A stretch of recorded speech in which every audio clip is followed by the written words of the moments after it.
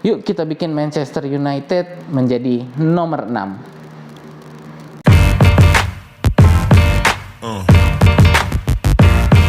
Yeah.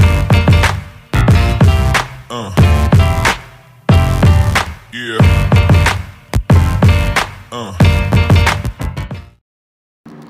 Hey teman-teman, jumpa lagi dengan saya Osi. Ya, hari ini kita akan membahas preview pertandingan Arsenal yang akan bertamu ke kandang Manchester United di Old Trafford. Ya, sebelum kita memulai pembahasan preview kita, saya ingin mengajak teman-teman yang suka dengan Arsenal, yang ngefans dengan Arsenal, dan suka dengan bincang-bincang bola semacam ini, untuk yuk di like dan subscribe, gitu ya. Oke, teman-teman, kita mulai tidak berlama-lama ya. Kita akan mulai dulu dari laporan injury, laporan pemain-pemain yang cedera ya dari preskon Arteta tadi. Ini ada sedikit mengkhawatirkan karena kita ada beberapa pemain inti yang cedera nih, cukup banyak nih kalau dari saya lihat. Yang pertama ini adalah Ramsdale dan Odegaard yang masih diragukan apakah bisa dibawa ke Old Trafford nanti hari Minggu. Dari Arteta sendiri bilang masih akan diperiksa dan akan dilihat dari latihan tim inti yang akan dilakukan besok.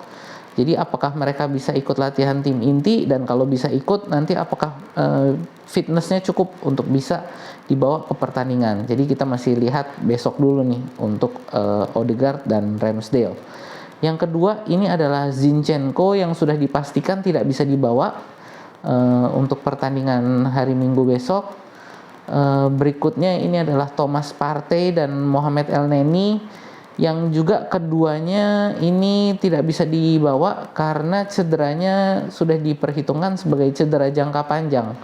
Ya, ini untuk Mohamed Elneny sendiri diperkirakan ini akan absen dalam hitungan bulan. Sedang untuk Thomas Partey diperkirakan akan absen dalam hitungan minggu. Dan diharapkan sih Thomas Partey ini bisa lebih cepat, tapi kita lihat dulu aja ya. Jadi kita juga belum tahu seberapa lama pastinya, tapi itu tadi perhitungan dari tim medis Arsenal yang diberitahukan kepada Arteta. Oke, itu jadi laporan pemain-pemain yang cedera. Berikutnya kita mau ngomong tentang Manchester United ini sendiri ya. Manchester United ini ya, ini masih tim yang bagus lah dari saya. Jadi ini juga bukan tim ecek-ecek. Jadi kita nggak boleh meremehkan nih Manchester United.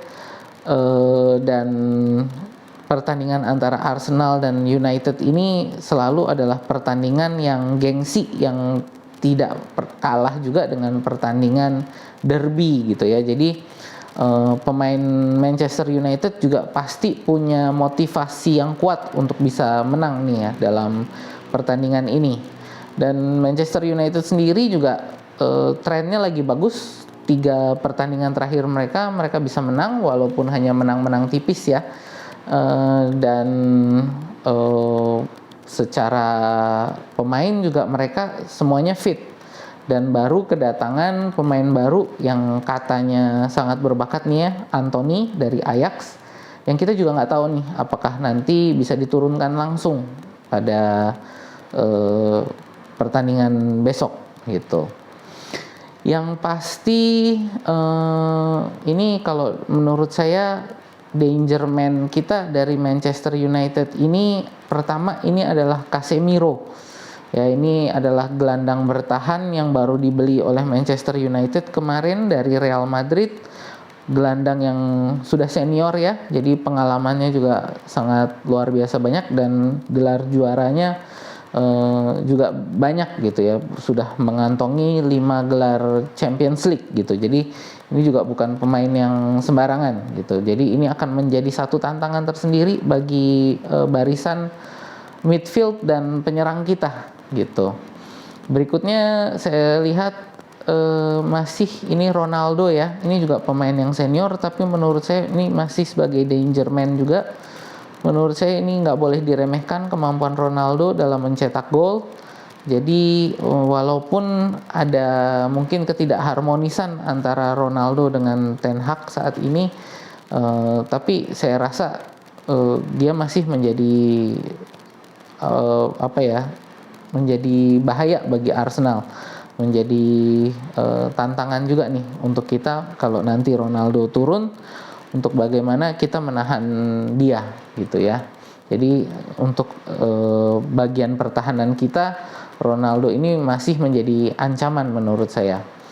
Nah, berikutnya juga Jadon Sancho ya, yang sudah berapa kali ini mencetak gol. Jadi kita juga harus hati-hati, dan menurut saya barisan pertahanan kita nih harus solid nih, nggak boleh ada kepleset-kepleset kayak kemarin Saliba dan Magalhaes ya, bahwa kayak Saliba kemarin itu ada gol bunuh diri dan Gabriel Magalhaes itu terlalu lama mendribble bola sehingga direbut. Nah ini juga, jadi harus hati-hati seperti itu. Dan United sendiri ini di bawah Erik ten Hag ini sudah mulai juga menemukan irama permainannya ya. Sudah mulai kelihatan nih ada perbaikan-perbaikan dalam susunan strateginya. Yang kalau dulu ini ya sebelum kedatangan Ten Hag ini sangat tidak terorganisir sekali untuk taktik permainannya gitu. Jadi sekarang sudah mulai terlihat organisasi organisasi permainannya sudah mulai terlihat. Jadi ini yang kita tidak boleh remehkan, makanya Manchester United ini. Nah, dari saya berikutnya mau ngomong tentang perkiraan susunan pemain. Perkiraan susunan pemainnya ini ya, saya dengan asumsi tadi ya, untuk Odegaard dan Ramsdale masih dalam kondisi cedera. Jadi saya tulis di sini untuk goalkeeper itu akan diisi oleh Matt Turner. Dan mungkin untuk teman-teman khawatir ya, ini Matt Turner ini karena belum pernah melihat dia bertanding di ya sebagai pemain Arsenal mungkin ya di Inggris atau di piala-piala di Inggris ini belum pernah lihat. Jadi mungkin khawatir, tapi dari saya nggak perlu khawatir. Kenapa nggak perlu khawatir? Karena dari awal sudah diinformasikan oleh Arteta dan Edu bahwa pembelian Matt Turner ini bukan hanya sebagai cadangan kiper, tapi adalah sebagai saingan untuk Ramsdale. Jadi dibeli untuk menjadi saingan Ramsdale gitu. Jadi ya pasti kemampuannya nggak kalah lah ya dengan Ramsdale. Berikutnya di back kiri, karena Zinchenko ini masih cedera gitu ya, berarti pasti masih akan diisi oleh Kieran Tierney. Lalu untuk di back tengah ini ya masih, menurut saya masih pasti akan diisi oleh William Saliba dan Gabriel Magalhaes. Lalu di back kanan menurut saya ini akan diisi oleh Takehiro Tomiyasu. Jadi Ben White mungkin akan digantikan oleh Takehiro Tomiyasu. Kenapa? Karena Tomiyasu ini saya lihat di beberapa pertandingan sudah diturunkan walaupun hanya sebagai pengganti gitu ya. Dan sudah mulai terlihat ya, untuk irama permainannya sudah mulai masuk. Jadi saya yakin kayaknya besok kita di kanan akan menurunkan Tomiyasu. Nah, berikutnya adalah di tengah nih, untuk pivot kita, central defensive midfield kita akan diisi dua seperti biasa. Ini Xhaka ya, Granit Xhaka. Nah, yang untuk berikutnya ini mungkin akan diisi oleh Sambi Lokonga. Kenapa saya kasih ke Lokonga? Karena menurut saya kemarin ketika dia bermain di Aston Villa, permainannya sudah cukup bagus. Jadi saya rasa bolehlah ya untuk Lokonga ini dikasih menit bermain untuk lebih menemukan irama dia bersama tim-tim yang lain. Karena tadi juga ya Partey dan Elneny ini cederanya masih cukup lama. Jadi saya rasa ini Lokonga masih akan dipertahankan di posisi midfield ini. Berikutnya untuk sayap kiri kemungkinan besar masih akan diisi oleh Gabriel Martinelli, dan di sayap kanan diisi oleh Bukayo Saka. Nah, untuk playmaker kita nih nomor 10, saya yakin ini akan diisi oleh Emil Smith Rowe. Nah, teman-teman juga nggak perlu khawatir, Emil Smith Rowe ini walaupun dia kalah saingan ya dengan Martin Odegaard, tapi dia kualitasnya nggak kalah jauh dengan Odegaard. Apalagi dia ini teman satu akademi dengan Bukayo Saka. Jadi mereka dari kecil nih, udah dari remaja mereka sudah berteman dengan sangat baik, dan menurut saya ini bisa menjadi chemistry yang bagus antara Saka dan Smith Rowe ini ya. Yang mungkin kita kalau di sebelah kiri kita lihat ini chemistry-nya adalah antara Gabriel Jesus dan Gabriel Martinelli gitu. Jadi saya rasa mungkin ini akan ada dari sebelah kiri dan kanan, jadi akan lebih apa ya, lebih berbahaya lah ya gitu. Jadi itu dari saya, dan menurut saya ini yang paling penting nih untuk Arsenal saat ini adalah mencetak gol pertama gitu ya. MU saat ini saya rasa ini mereka secara mentalitas nih masih belum dapat. Jadi walaupun mereka sudah menang 3 kali, tapi saya rasa mentalitas pemain-pemain yang ada itu masih